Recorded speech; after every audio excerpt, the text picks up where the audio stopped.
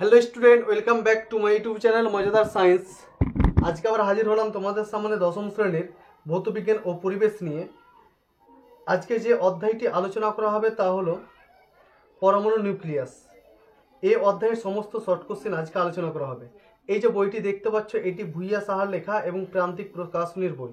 এই বইটি 2024 সালে নতুন করে সংস্করণ করা হয়েছে। তো চলো শুরু করা যাক আজকের এই অধ্যায়টি। 1 নম্বর এমসিকিউ রয়েছে, আয়নায়ন ক্ষমতা অনুযায়ী প্রদত্ত কোন ক্রমটি সঠিক? তাহলে অপশন এ হচ্ছে সঠিক। 2 নম্বর, তেজস্ক্রিয় মৌল থেকে নির্গত বিটা কণা হলো ইলেকট্রন কণা স্রোত। তাহলে এটা অপশন এর সাথে মিলছে, অপশন এ হচ্ছে সঠিক।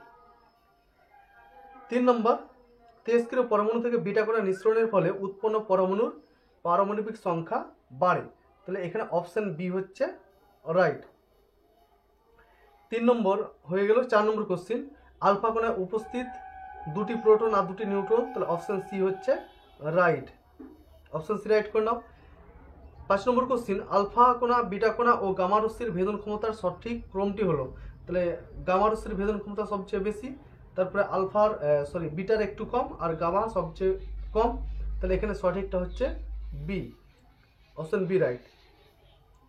এরপরে চলে আসবে একটি শব্দে বা একটি বাক্যে উত্তর দাও।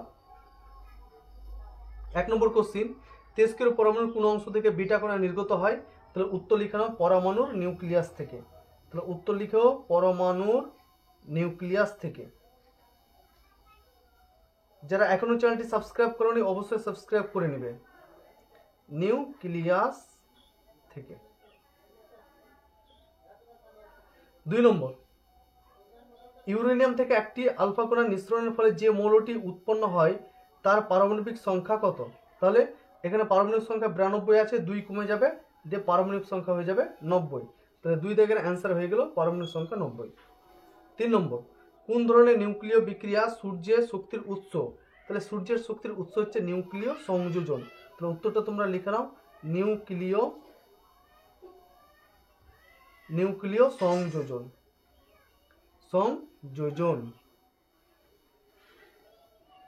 4 নম্বর কোশ্চিন, নিউক্লিয় বিভাজন বিক্রিয়ার একটি অপব্যবহার উল্লেখ করো। তাহলে নিউক্লিয় বিক্রিয়ার একটি অপব্যবহার হচ্ছে পারমাণবিক বোমা তৈরি। উত্তরটা লিখে নাও পারমাণবিক বোমা তৈরি। 5 নম্বর কোশ্চিন, নিউক্লিয় সংযোজনে যে বিপুল পরিমাণ শক্তি মুক্ত হয় কোন সূত্র তা ব্যাখ্যা করে? তাহলে আইনস্টাইনের E=mc², এই সূত্রটি তা ব্যাখ্যা করে। 6 নম্বর, পারমাণবিক চুল্লিতে কোন ধরনের নিউক্লিয় বিক্রিয়ার সাহায্যে শক্তি উৎপাদিত হয়? উত্তরটা লিখে নাও 6 নম্বরের নিউক্লিয় বিভাজন।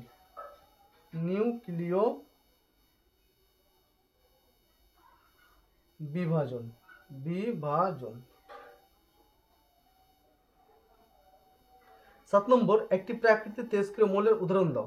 একটি প্রাকৃতিক তেজস্ক্রিয় মৌলের নাম হচ্ছে ইউরেনিয়াম বা থোরিয়াম লিখতে পারো, যে কোনো একটা লিখে নাও, ইউরেনিয়াম।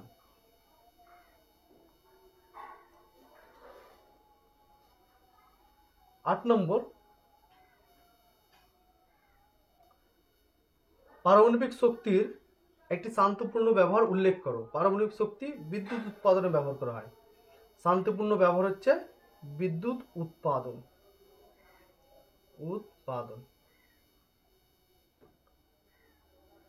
এরপরে চলে আসবো শূন্যস্থান পূরণে। গামা রশ্মি এক ধরনের ড্যাশ তরঙ্গ। উত্তর লিখো তড়িৎ চুম্বকীয় তরঙ্গ। তাহলে ড্যাশের জায়গাতে লিখে নাও তড়িৎ চুম্বকীয় তরঙ্গ। 2 নম্বর, তেজস্ক্রিয়তা হলো ড্যাশ পরমাণুর ঘটনা। তেজস্ক্রিয়তা হলো পরমাণুর ড্যাশ ঘটনা। তাহলে পরমাণু নিউক্লিয় ঘটনা। তাহলে উত্তরটা লিখে নাও নিউক্লিয় ঘটনা। 2 এর অ্যান্সার পেয়ে গেলাম নিউক্লিয় ঘটনা। 3 নম্বর কোশ্চিন, সূর্য ও নক্ষত্রের শক্তির মূল উৎস হলো? তাহলে উত্তরটা হচ্ছে নিউক্লিয় সংযোজন। যে নক্ষত্রের অভ্যন্তরে ঘটে থাকে নিউক্লিয় সংযোজন। ভিডিওগুলো ভালো লেগে থাকলে অবশ্যই ভিডিওগুলোতে লাইক করবে। সংযোজন। এরপরে চলে আসবো বাম স্তম্ভের সঙ্গে ডান স্তম্ভের সামঞ্জস্য বিধান। 1 নম্বর, তেজস্ক্রিয়তার একক হচ্ছে বেকারেল, তাহলে 1 এটা মিলে গেল সি এর সঙ্গে। 2 গামারশ্মি, তাহলে গামারশ্মি হচ্ছে নিস্তড়িত, এটা মিলে যাবে ডি এর সঙ্গে। 3 নম্বর, শৃঙ্খল বিক্রিয়া হচ্ছে একমুখী বিক্রিয়া, এটা মিলে যাবে বি এর সঙ্গে। 4 নম্বর, তেজস্ক্রিয় পরিবর্তন হচ্ছে নিউক্লিয় বিভাজন, এটা মিলে যাবে এ এর সঙ্গে। এরপরে সত্য অথবা মিথ্যা। একটি ইলেকট্রনের ভর m হলে বিটা কণার ভর হলো 2m, এটা মিথ্যা, যে ইলেকট্রনের ভর আর বিটা কণার ভর হচ্ছে সমান। নিউক্লিয় সংযোজন প্রক্রিয়াকে কাজে লাগিয়ে হাইড্রোজেন বোমা তৈরি করা হয়, এটা সত্য। তো আজকের ভিডিওটা এতটাই। যদি তোমাদের ভালো লেগে থাকে তাহলে অবশ্যই ভিডিওগুলোতে লাইক করবে, কমেন্ট করবে, এবং যারা চ্যানেলে নতুন রয়েছে অবশ্যই চ্যানেলটাকে সাবস্ক্রাইব করবে। থ্যাংক ইউ সো মাচ সম্পূর্ণ ভিডিও দেখার জন্য।